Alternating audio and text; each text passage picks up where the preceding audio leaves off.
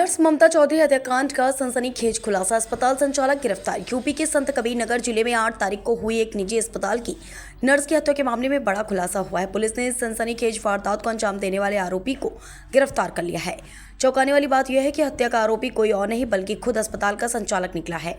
संत कबीर नगर के टेमा रहमत चौराहे स्थित sons hospital and trauma centre में कार्यरत 25 वर्षीय नर्स ममता चौधरी की हत्या के मामले में पुलिस ने तेजी से कार्रवाई करते हुए आरोपी रामजीत भारती उर्फ रामजी राव को गिरफ्तार किया। आरोपी को कोतवाली खलीलाबाद क्षेत्र के कांटे हावी के पास से पकड़ा गया। उसके कब्जे से 2 मोबाइल फोन और अस्पताल का सीसीटीवी डीवीआर भी बरामद हुआ। पुलिस पूछताछ में आरोपी ने स्वीकार किया कि उसका ममता से प्रेम संबंध था, लेकिन हाल ही के दिनों में ममता की नजदीकी अस्पताल के ही एक अन्य कर्मचारी अभिषेक से बढ़ने लगी थी।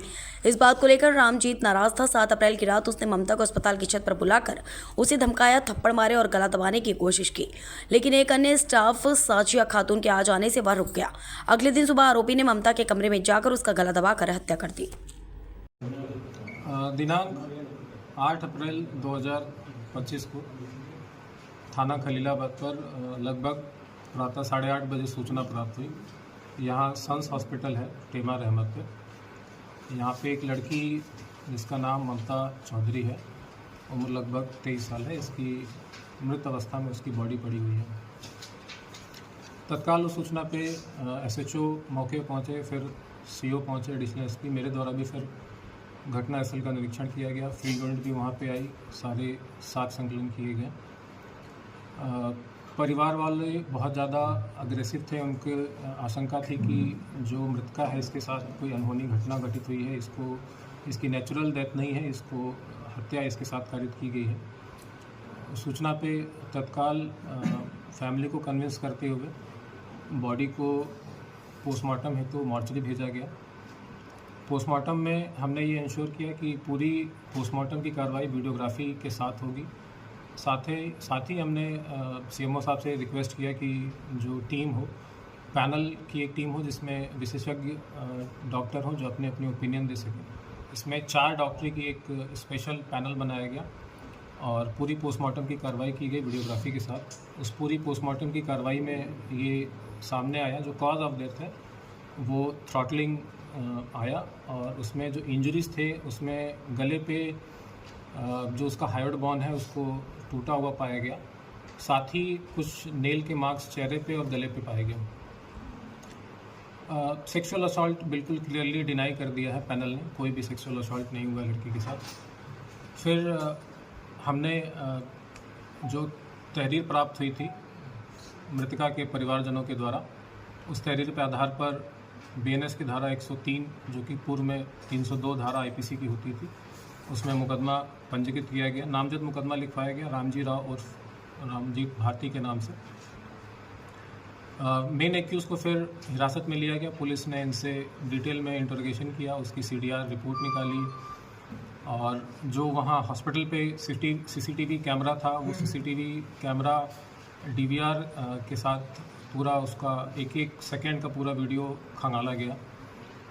उसके पास से एक्यूज़ के जो नामजद एक्यूज़ है उसके पास से मोबाइल भी बरामद हुआ, स्वयं का मोबाइल और जो मृतका है उसका मोबाइल, उसके मोबाइल को भी खंगाला गया। पूरी जांच में ये सामने आया कि जो इनकी आपस में मृतका और जो रामजीत भारती आपस में इनके काफ़ी समय से मधुर संबंध थे।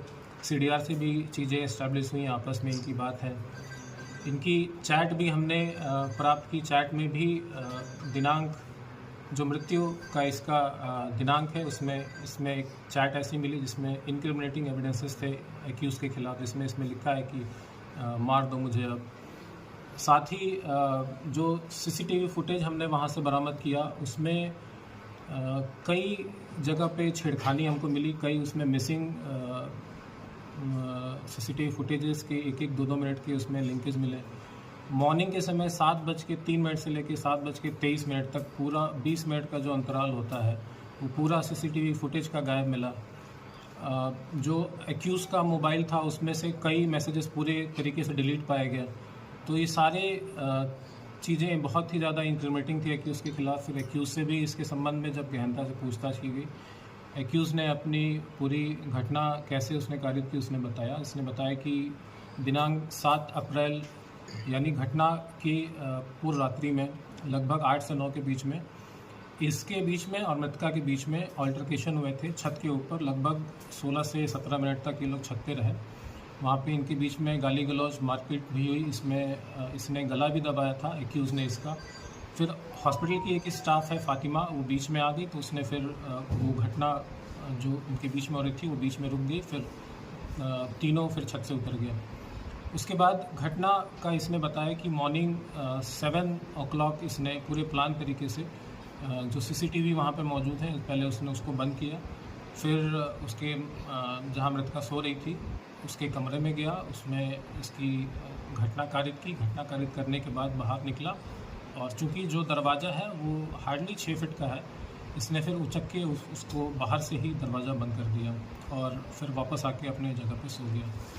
तो ये पूरा एक प्लान तरीके से इसने घटना कारित की है। अभी इसमें जो एक्यूज़ के और जो मृतका के मोबाइल एक्यूज़ के पास से बरामद हुए हैं, इसमें कई एविडेंसेस मिसिंग हैं, कई मैसेजेस डिलीट कर दिए हैं, कई चीज़ें उसमें से डिलीट पाई गई हैं।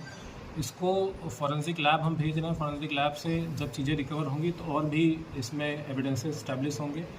इस घटना में अभी और भी अगर कोई लोग शामिल होंगे तो वो उस मोबाइल का जो एविडेंस है वो बहुत क्रूशियल होगा। वो इसको क्लैरिटी को पुलिस के सामने, विवेचक के सामने लाएगा।